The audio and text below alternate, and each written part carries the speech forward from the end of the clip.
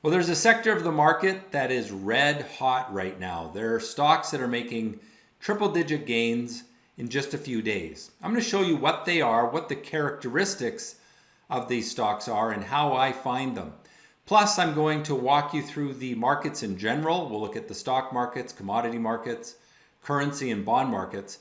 There's one sector of the market that's really lagging the rest, and there's a very good reason for that. I'll explain what that reason is, but also why it is a place where you can find some of the best performers. And then finally, we'll look at the trade of the week on GTI.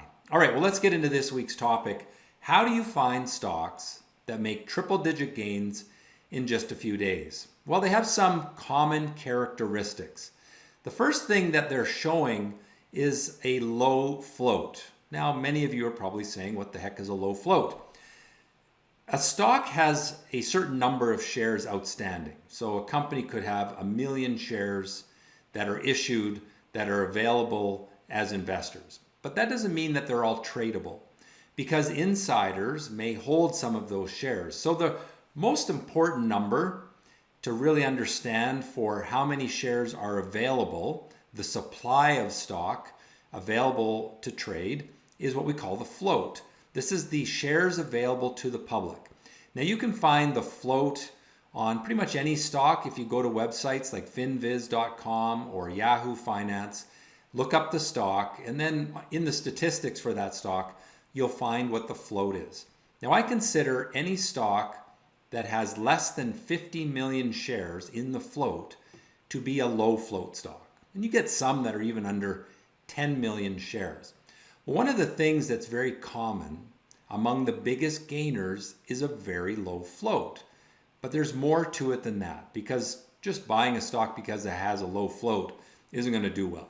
You have to really look for the stocks that are behaving abnormally, that surprise the market with abnormal price and abnormal volume. Now I'm going to show you 5 examples of stocks that have made big gains in the last 5 days, and they all have these 4 things: low float, making an abnormal price gain with abnormal volume, and surprise. Now, before we get into the charts, I want to tell you about an indicator that I created, I don't know, probably 20 years ago. And I've been using it daily ever since. This indicator is something I call the action candle, Stockscores action candle. And it does 2 things. It looks for statistically significant abnormal price gain and statistically significant abnormal volume.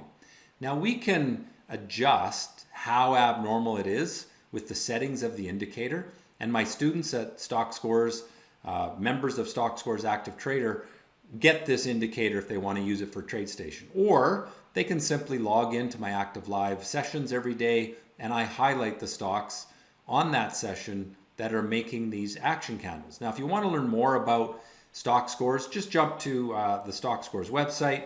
There is a free weekly newsletter there. Just click on See More, and you can register for the free weekly newsletter. If you want to learn more about the memberships at Stockscores under Trader Training, there's lots of information there.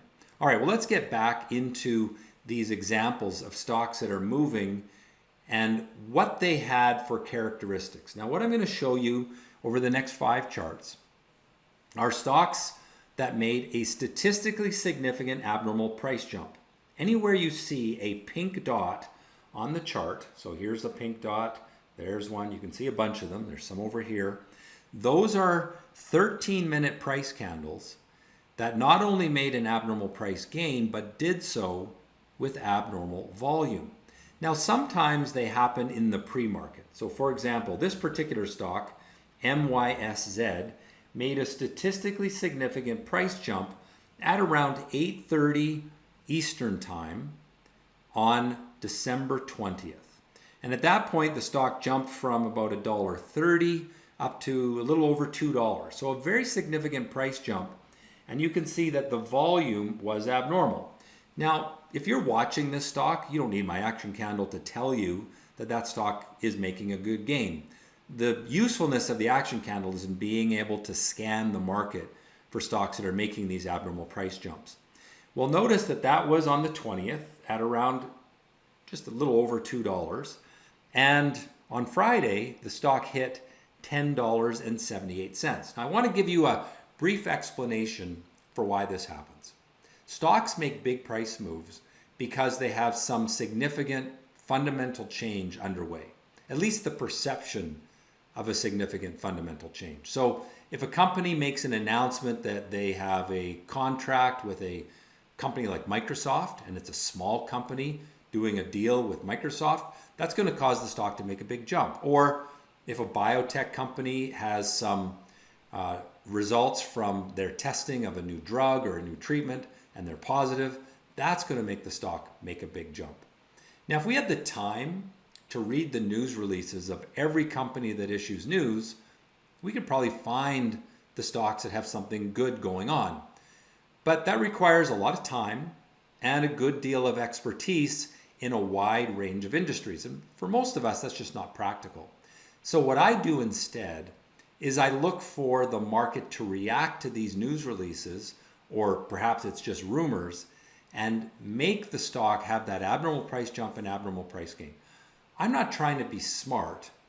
I'm not particularly knowledgeable in anything other than stock trading.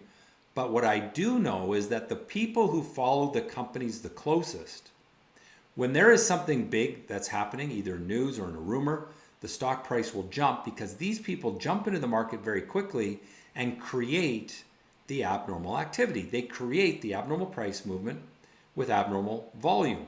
I don't have to know anything about what the company is doing. I just have to trust that these people that are buying aggressively aren't doing it for charity. They're doing it for greed. They're buying the stock aggressively because they think it's going to go up. And so what we find is that most stocks that make these massive gains will start their big upward trends with abnormal price and abnormal volume. Now, not all abnormal price and abnormal volume is worth trading. What's important is that it be a surprise. So if we go back to this chart, what I want you to notice is that there is no excitement here on the 19th of December. It was only on the 20th of December that we first got that abnormal price action. Now let's look at a few more examples.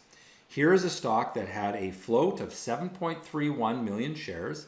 This is INTZ, and it was boring. Nobody cared about it. And then here on the 26th of December, we start seeing that pink dot, pink and yellow dot. That is the action candle indicator. That was at about 50 cents, 60 cents. In the next 24 hours, that stock went up to just short of $3. Let's look at another example. Here is LAES, a float of 28.1 million shares. And here you see boring sideways trading. It starts to make some action candles here, but it's not really through this ceiling price yet. It's only here on the 23rd of December, and this again was in the pre-market, that it first started to make the action candles.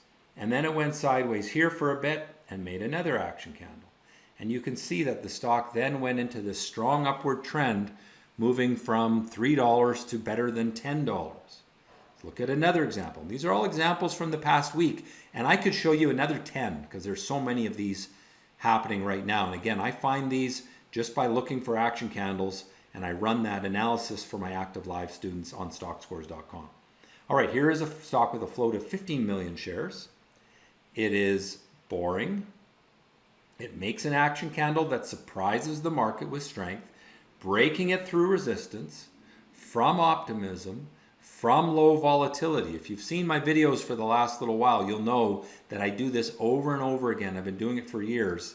There's the big action candle, and that starts the move from short of $5, hitting $12.50 on Friday. One more, LITM. Float 20.35 million shares.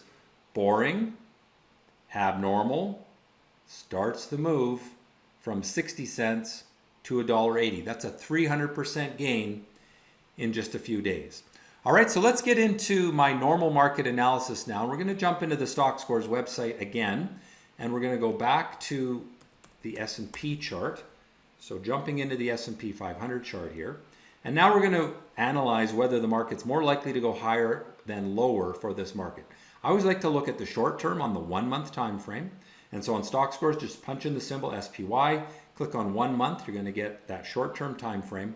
There's the US Federal Reserve making comments that they weren't going to lower interest rates as much. That really brought the market down, and it's brought in some volatility and uncertainty. So while I was bullish on this market in the short term just a couple of weeks ago, I'm no longer that. It's now neutral. However, the long-term picture, and for that, I look at the 3-year weekly, the long-term picture is still bullish in an upward trend. And so as long as the buyers are in control in the long term, as long as we have rising bottoms, I'm going to say that that's a bullish chart. Let's take a look at the QQQ before we look at the problem market in just a moment. So QQQ, similar to the S&P, it had that downward move. Let's look at the 1 month chart. It looks a little better than the S&P because we are still sort of in an upward trend, but it's building a falling top and it's moving down towards support. So I'm a little nervous that this could get a little bit weaker. Hasn't broken down yet, but let's go neutral on that in the short term. Long term, still bullish. Buyers are in control. The market's in an upward trend. All right, I said that there was a problem market, and that's the small caps, IWM. They are much more sensitive to interest rates, and you're going to see why this is important when I pull up another chart in just a moment. But on the interest rate, or on the small cap chart, you can see that it's been selling off for the month of December. And it is now testing this support. If it breaks down through that, I think it can go down to this level. So you want to be fairly cautious with the small cap stocks in general. But guess what? Those low float stocks, they're small cap, they're micro cap stocks. The smallest of the small are doing the best, even though the small cap stock index is not looking all that great. Let's take a look at the Canadian market, T.XIU. There you can see again some weakness in December. And so I have a little bit of concern looking at that 1 month chart. There you can see that weakness, so I'm a bit worried about that. 3-year chart, still in the upward trend. If I draw a trend line, starting at the start of the trend line, across the lows, I'm just sort of cutting across as many points as we can. And we can see that the upward trend is still intact, but we do want to be a little careful because if we build a falling top and then break that upward trend line, we could see some weakness. So January is going to be real important. What about gold? Gold has a heavy influence on the Canadian market. And on the daily chart here, you can see that we had this parabolic upward trend that was broken in November, and we're now building some falling tops, and that could resolve with a downward move. Hasn't happened yet. I'm not too worried yet, but I do think we got to be a little bit cautious. Looking at the weekly chart, you have a trend line like this, that's intact. You have a trend line like this, that's intact. It's this steepest of trend lines that's been broken, and we have this falling top, and so I think we could very well be moving down to that next upward trend line. Well, oil has been getting better. Let's take a look at USO, and here you can see that it's been stable for the last couple of months and starting to build rising bottoms slowly. It's by no means an exciting market, but it's been pretty weak for most of the year, and now it's starting to stabilize. I don't think it's a great market yet, but it could become one in 2025. There's the long-term chart. You can see for 2 years it's been more or less sideways. But if we can start to break this downward trend line and get some volume coming in, then we can get interested on the bull side. Let's take a look at the US market, the US dollar. And I'm going to pull up an ETF I don't usually pull up. This is T.DLR. I know we have a lot of Canadians on here, and this particular ETF is the US dollar relative to the Canadian dollar. And there you can see that it has been doing very well. The US dollar rising very well. And that's the case for most currencies. The US dollar has been doing well globally because interest rates are staying higher longer in the US. And so that's pretty positive. If we look at the 3-year chart, you can see that it broke out through long-term resistance a few months ago, and it's been moving higher ever since. Probably due for a little pullback, but it does look like it wants to continue higher. What about Bitcoin? GBTC is one of the ETFs you can look at. And what we see there is we do have rising bottoms in place. That's a positive, but a lot of volatility in December. Volatility shows uncertainty. So we had this great move up, and I think there's some profit taking going on here. If we look at the 3-year weekly chart, still in a bull market, but it's frothy, right? It goes up, it has a big pullback for 6 or 7 months, it goes up. We may be on the verge of another little pullback for a while. So I think you want to be a little bit cautious. If you're a very long-term outlook, the trend is still up. If you're a shorter-term trader, you might see a little bit of weakness here, and that could be a little unnerving. All right, so why is the U.S. Small cap sector doing so poorly? Well, it's the bond market. The bond market has been falling for the last 3 or 4 months. And that is because interest rates are not expected to be lowered in the U.S. as much as had hoped. And that's why we've got a very poor stock score, 29 on the sentiment score.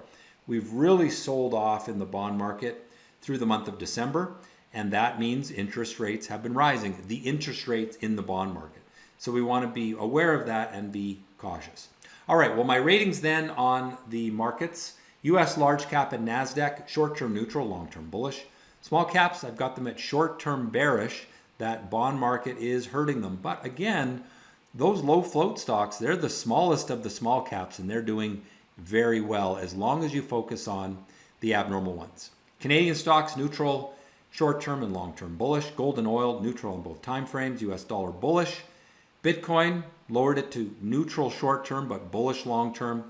And there you can see bonds bearish on both time frames. All right, well, let's get into the trade of the week. And this is another example of how that action candle indicator that look for abnormal price movement, abnormal volume, but for day trading, where we do it on a much shorter time frame, looking at the 1 minute or even the 10-second chart for stocks that are liquid, can be very lucrative. So here is GTI. This stock was very active and abnormal on Friday, and it made this move up that started the abnormal activity. Now you can buy it here when it first surprises the market, but another strategy that I like to do is wait for the pullback and then buy the break of the pullback. And there again, you can see the money coming into the stock. You can see the volume spiking. You can see the price action. That gets you in the stock in the 60-cent mark at around 11.15. And later in the day, it's doubled. It's up to $1.25 for a very strong gain in a relatively short amount of time without knowing anything about the stock, just following the people that are buying aggressively and using good discipline and emotional control. If you want to learn more about that, go to Stockscores.com, check out the trader training section. If you have enjoyed this video, please click the like button. If you're not subscribed, why not? It's free. Subscribe to the channel. I appreciate it. And most importantly, trade well.